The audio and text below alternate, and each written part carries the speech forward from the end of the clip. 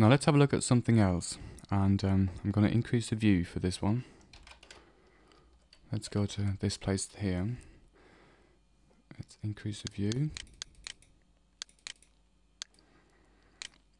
until we can see the actual waveforms. Now have a look what happens when I minimize the segment down to there. Did you see and hear this? I'm going to switch off the reverb, VST sound effects. Follow song is switched off, so let's play that part again. I'll do it again. And can you hear it? As soon as the cursor reaches this bit here, it clicks ever so slightly. Can you hear it? And this happens whenever you cut somewhere on a wave form here, and when you cut, what happens is digitally, you've got a signal here, and then the very next sample, the signal is all the way down to 0. And when this happens, if there's a too strong change from somewhere having a signal to 0 signal straight away, then you can hear the clicks. And in order to avoid the clicks, you'd have to either cut there, or make sure that whenever you change your end insets, you get a nice clean ending when the waveform actually takes you down to 0, nice and gradually. Let's hear it again. No click. And here, you could hear the click again. Now Cubase has got a setting here which makes it easier for you to find these so-called 0 points automatically, and it's here, snap to 0. So if I switch this one on and move my end inset, did you see that Cubase moved the end inset a little bit further than I actually originally planned it to be? So I'll put it to there, and let's see what happens to the end. You can see the end line there, see this? I'm going to let go now.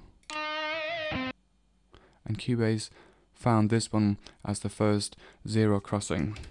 And now you don't hear any clicks. So what Cubase does is, it finds, if this is the waveform, it finds within that waveform, it finds this bit here, where the waveform reaches 0 on its own.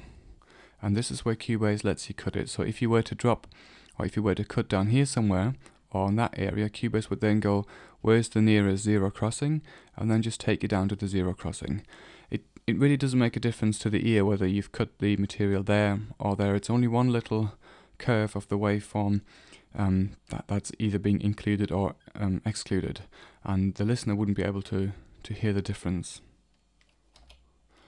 Although sometimes when you get like lots of noise, or you have like some sort of waveform like this one here, it goes like that, and then the very next sample starts there, and the very next sample starts on the other side, and it never actually reaches 0, and then eventually one of them goes through 0, and you try to cut here, then Cubase will go, if you try to cut there, let's say you're trying to cut there, then Cubase will look for the next 0 crossing. It won't actually accept this one, because if it was to cut here, you'll still get a tiny little bit of a click there. So Cubase will take you all the way down to there, and then cut at that particular point in the waveform. Although sometimes, and this happens very often at the end of audio recordings, you get some sort of a noise. So the signal never actually goes through the 0 line. The signal stays at the top, down there for example, and never actually reaches 0. And then maybe it reaches the 0 crossing down there at the very end, for example. And then if you're trying to cut here, Cubase will then look for the next 0 crossing, and if the 0 crossing is too far away from where you initially wanted to cut the material, it'll come up with a little message asking you whether you want to continue looking for the 0 crossing. And if you click yes, Cubase will carry on looking until it finds this bit here, and then it'll eventually cut there. You probably won't see this error message very often, but it's bound to come up at one point, and then this is what it means, and that's where it's coming from. So basically using this this function up here, options, audio setup, snap to 0, this should always be ticked. Absolutely always, always, always be ticked in practice. You might have a situation where you don't want to tick it, but usually this has to be ticked, this one there. And the only problem that you might have is with stereo files, because stereo files, they've got two areas, and this is my left channel, okay, and here's my right channel,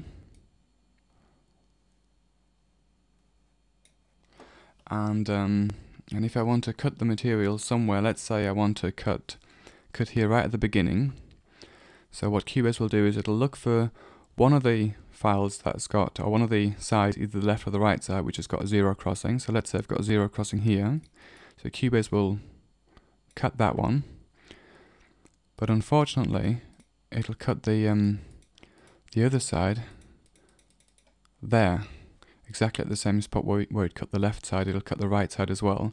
But when it cuts the right side here, we'll get a click on the right side, which is annoying. So with stereo files, you need to be careful of where you click. Sometimes if you do hear a click there, then the only thing you can do is you can just try to find a new position by moving the end inset a little bit, and then you could see whether you might be able to find a cleaner cut here, for example. So if you move the end inset a bit forward, you might be able to cut there, and if you follow this one through to the right side, this might be a good way to cut both sides at the same time. So if you hear clicks with stereo material at certain positions, then just recut or reset the insets, and then you might be fine.